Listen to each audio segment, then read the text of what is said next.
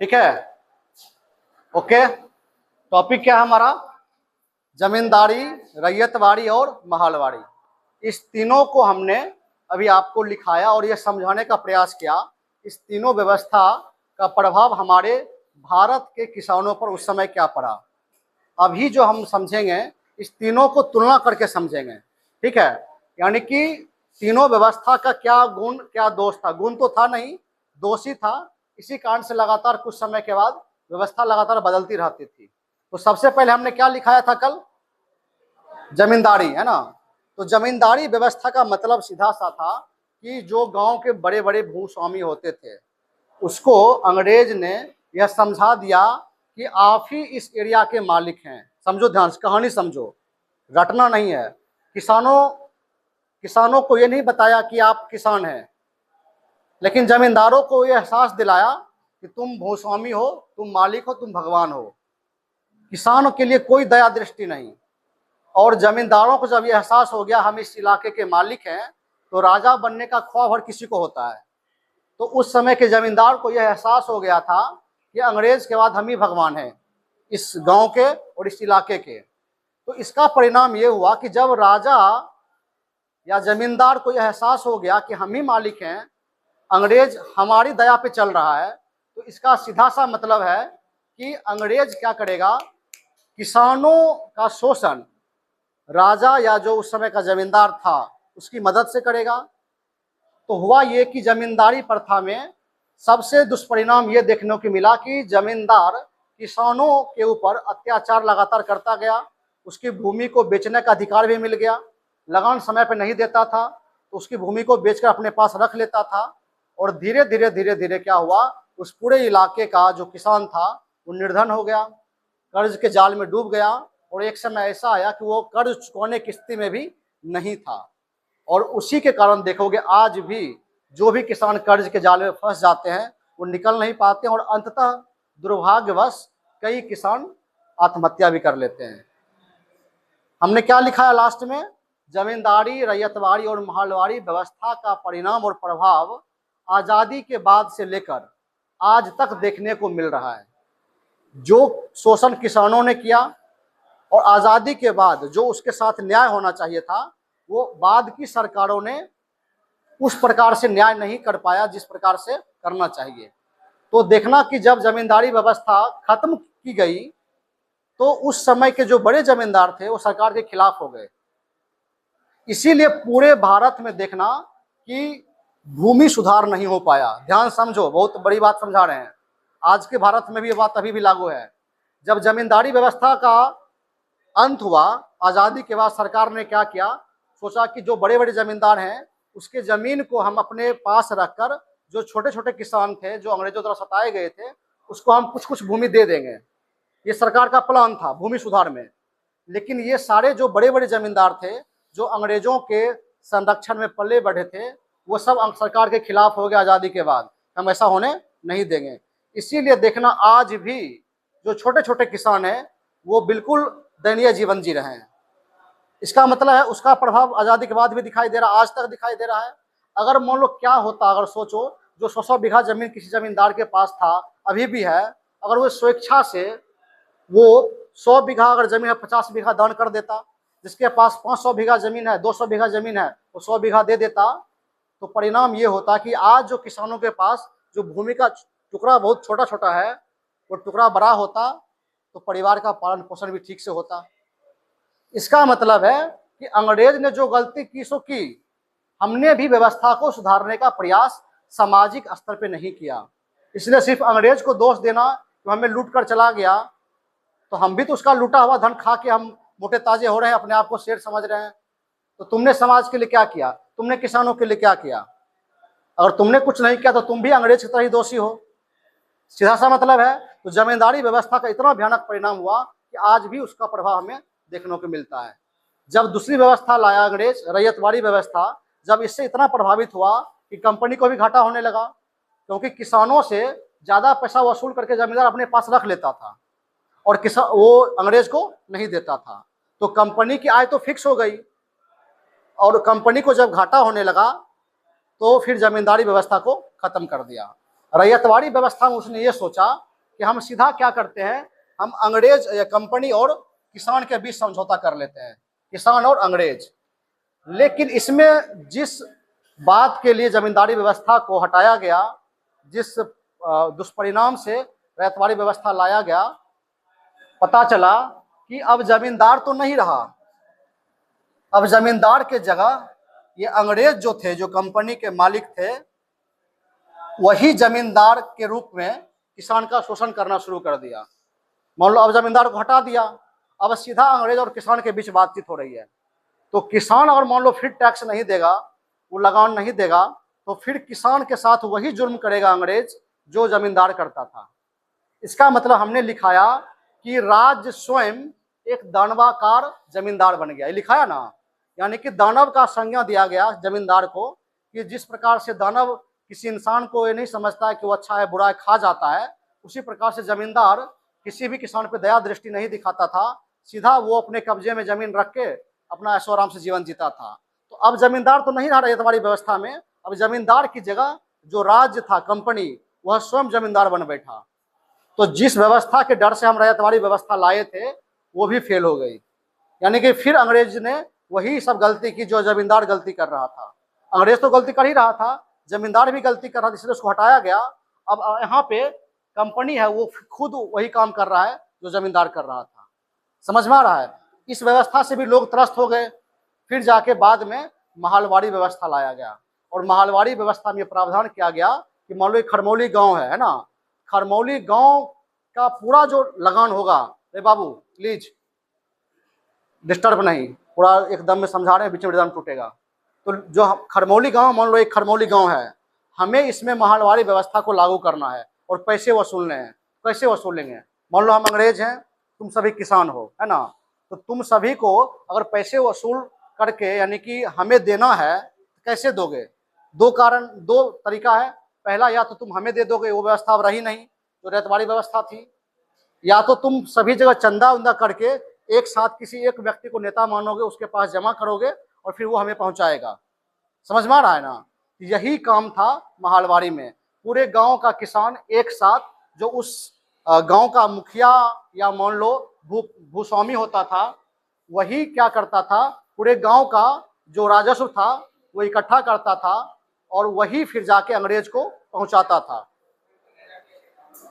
इसलिए क्या हुआ कि इस व्यवस्था का परिणाम ये हुआ कि महालवाड़ी व्यवस्था में जो मतलब किसान के बीच में एक फिल्म आ गया, मिडिल मैन आ गया ना, यानी कि जो जमींदार की व्यवस्था थी, जमींदारी व्यवस्था थी, लगभग देखना कि उसी तरीके व्यवस्था फिर आ गई महालवाड़ी में। यानी कि सब किसान क्या कर रहा है, एक व्यक्ति के पास जाके पैसा जमा कर रहा है और वो व्यक्ति फिर उसको पहुंचा रहा है। इसका मतलब हमने लिखाया कि महालवाड़ी व्यवस्था जमींदारी व्यवस्था का ही संशोधित रूप था। इसका अर्थ अब समझ में आया? यानी कि जमींदार की जगह अब फिर एक छोटा जमींदार आ गया और वो अंग्रेजों के से डील कर रहा है। इसका मतलब ये हुआ कि चाहे वो जमींदारी व्यवस्था हो, चाहे वो रैयतवाड़ी व्यवस्था हो या महालवाड़ी व्यवस्था हो, इस तीनों व्यवस्था से किसानों को फायदा नहीं मिला। और परिणाम ये हुआ कि जो जमीन उपजाऊ भूमि थी, जो उसके फसल के बोने के लिए जमीन थी, वह खरीद और फरोख्त की वस्तु बन गई। एक तरह से जमीन बेचना किसानों का एक तरह से बदनसीबी हो गई थी। वो ना चाहकर भी जमीन बेचता था क्योंकि कर्ज के जाल में डूबा हुआ था। इस कारण से देखना कि अभी भी तुम्हारे गांव में किसी भी किसान के पास 5 बीघा जमीन नहीं होगा। छोटे किसान के पास, जिसके पास 5-10 बीघा जमीन है वो बड़ा किसान है। और देखना कि जिसके पास छोटा जमीन है और उसके मान लो तुम्हारे पिताजी के अगर मान लो 3 भाई हैं, 3 भाई जब उस जमीन को बांटेंगे, अगर मान लो 1 बीघा जमीन है, कितना हिस्सा मिलेगा? 3 हिस्सा में बट जाएगा। और फिर उस तीन मतलब जो चाचा जी हैं, उस तीनों के फिर बेटे होंगे और उसके 2-2 बेटे भी होंगे। तब फिर सोचो उसी छोटे से टुकड़े को फिर 2 भाग में बांटेंगे, 3 भाग में बांटेंगे, जमीन क्या खेती करने लायक रहेगी? तुम बहुत करोगे तो पीछे में जाके सब्जी लगा दोगे, थोड़ा कुछ मान लो खाने के लिए लगा दोगे। इसका मतलब है तुम खेती नहीं कर पाओगे, तुम सिर्फ जीवन जियोगे। किसी तरह सब्जी हो जाएगा, कुछ थोड़ा बहुत मान लो आलू लगा दिए कभी पीछे में, जिसको बाड़ी तुम बोलते हो, है ना, तो लगभग वही जमीन बचा हुआ है। किसी का बाड़ी में थोड़ा जमीन है, आधा कट्ठा, है ना, किसी का 1 कट्ठा, उसमें 2 भाई है, और वही फिर देखना दिल्ली पंजाब काम करने जा रहा है ना।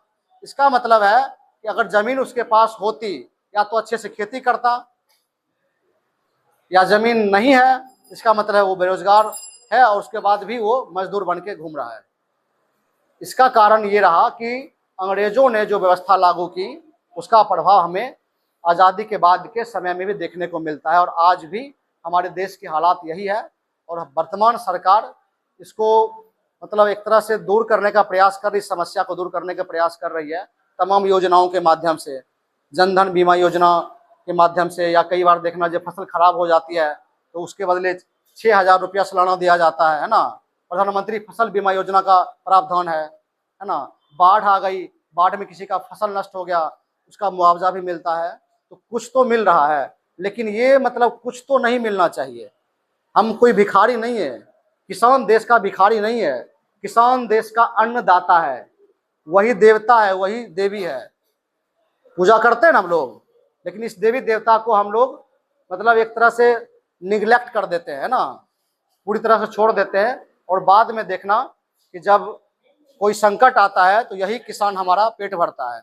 जब कोरोना संकट दुनिया में आया था तो सभी लोग कहाँ से भाग के कहाँ आए थे, शहर से भाग के गांव आए थे, और किसानों के ही उपजाऊ भूमि पर, उसी के द्वारा उपजाए गए फसल पे वो जीवित थे, क्योंकि सब जगह ब्लॉक था, है ना, ट्रांसपोर्ट बंद था, खाने पीने की सामान महंगी हो गई थी।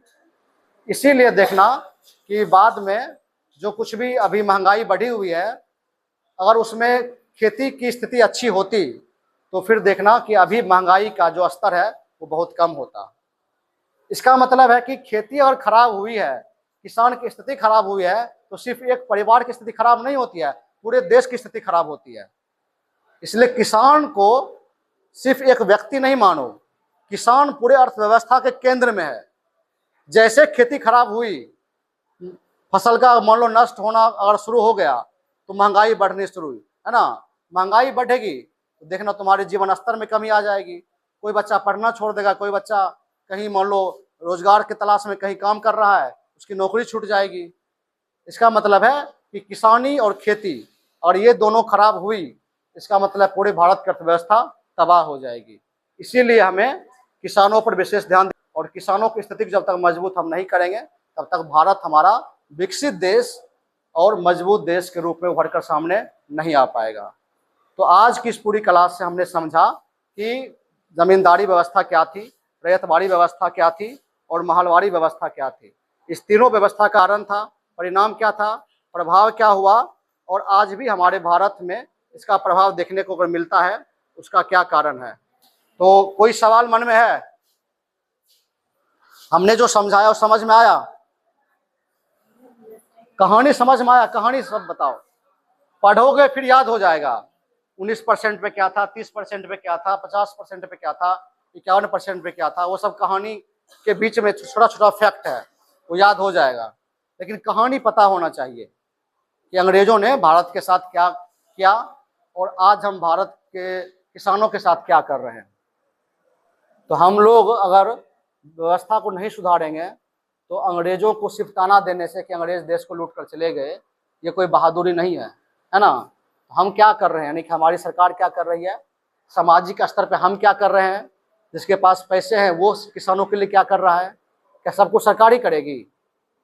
इसका मतलब है गांधी जी ने बाद में जो प्रयास किया था कि जो जमींदार लोग हैं वो अपना जमीन अपना स्वेच्छा से कुछ दान कर दें, वो प्रयास भी सफल नहीं हुआ। इसीलिए देखना गांधी जी काफ़ी ज़्यादा बाद में परेशान थे कि आखिर आज़ादी तो मिल गई, लेकिन हमारे देश के जो किसान हैं जो आज़ादी के आंदोलन में बढ़ चढ़ कर हिस्सा लिए थे, उसकी स्थिति में कोई सुधार नहीं हुआ। क्या किसान कोई प्रधानमंत्री बना है? सोचने वाली बात है। अरे जब आज़ादी की लड़ाई हो रही थी तो पूरा एक किसान मूवमेंट चलता है, किसान आंदोलन चलता है, युवाओं का आंदोलन चलता है ना। तो ये सारे लोग कहाँ चले गए आज़ादी के बाद? यानी कि मेन पर्दा से गायब हो गया, है ना। हीरो बन गया कौन? जो लड़ाई तो लड़ा, लेकिन उसकी लड़ाई में खून पसीना उतना नहीं बहा जितना किसानों का और आम आदमी का बहा। तो हीरो तो बनना चाहिए आम आदमी को ना, किसान कोई प्रधानमंत्री अगर बन जाता तो क्या भारत में किसानों के बारे में नहीं सोचता? लाल बहादुर शास्त्री जी जो थे वो बने थे, तो उनका जो जीवन स्तर था वो किसानी जीवन यानी कि काफी सामान्य जीवन वो जिए थे। इसलिए देखना उस समय वो नारा देते हैं, कौन नारा देते हैं? जय जवान जय किसान। इसीलिए हमने बोला कि अगर देश का आम किसान कोई प्रधानमंत्री बनता है तभी वो कल्याण कर पाएगा। आम किसान का मतलब है कि जो किसानी खेती कर रहा है, जो जीवन जिया है गांव में, है ना। इसीलिए जय जवान जय किसान का नारा वो देते हैं और काफी प्रयास भी करते हैं उस समय कि भारत के किसानों की स्थिति में सुधार आए, लेकिन अभी तक सुधार नहीं आ पाया जितना आना चाहिए। तो आज की क्लास को ही समाप्त करते हैं इस उम्मीद के साथ कि आप लोग मेरी बात को थोड़ा बहुत समझ पाए होंगे और मेरे समझाने का थोड़ा भी प्रयास और आपके जीवन में काम थोड़ा भी आ जाए तो जीवन बदल जाएगा, है ना। हम रहें ना रहें, हमारी यादें और हमारा ज्ञान आजीवन हमारे साथ रहता है ना। इसीलिए पढ़ो मस्त होके, खूब खाओ, खूब घूमो और खूब मस्ती करो, खूब पढ़ो, है ना। सिर्फ पढ़ना नहीं है, खूब मस्ती भी करना है, एक दायरे में रह के, है ना। 12th फिर दोबारा वापस नहीं आएगा। 12th पास करने के बाद फिर तुम 12th करोगे? नहीं करोगे। इसीलिए अच्छे से पढ़ लो और फिर हम जहाँ भी रहेंगे तुम्हारे साथ रहेंगे ही, चाहे हमारा ट्रांसफर हो या ना हो, ठीक है। तो ठीक है, आज क्लास कहीं समाप्त करते हैं। Okay, thank you, bye bye. ठीक है, ठीक है, बजा सकते हो, कोई दिक्कत नहीं है।